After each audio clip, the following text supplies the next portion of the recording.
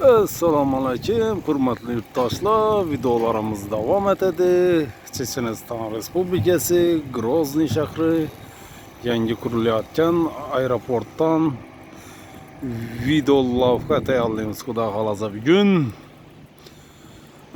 qurilish jarayonlari shu asnoda davom etmoqda. Yurishlaringiz mumkin. Yine bu o'rta nani temir konstruksiyani koyup joyladılar ucu. Bir bitti. Yukarı tarafı ayrım kese tarafları kalgan, yanbaş tarafları kalgan. Son ortada yine bu stoykalarını soğaçalap tuttular. Görüşleriniz mümkün.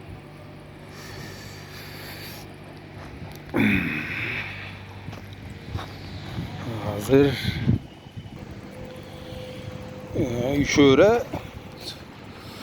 Şöyle meta konstruksiya koyuladı. 1, 2, 3, 4, 5, yine bir 6 stoyka verildi. Yine böyle temir konstruksiyanı tutturuş için yine böyle yine boltları çıkıp tuttu. Katta bolt şuna ornatıladı, katırladı.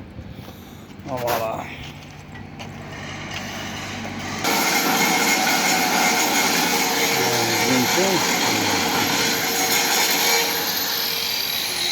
Kalınlıkını görüşleriniz mümkün.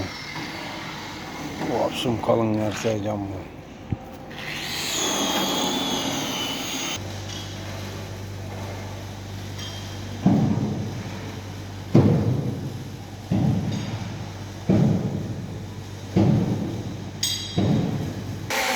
Tak, ortaklar katta obyektde suya qanday uriladi? Hozir ko'rsatib beraman sizlarga.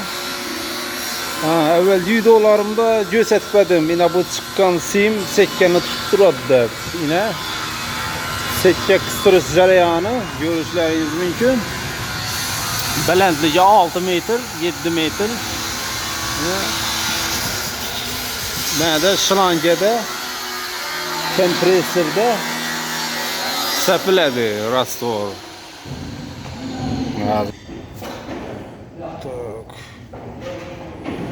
Görüşleriniz mümkün.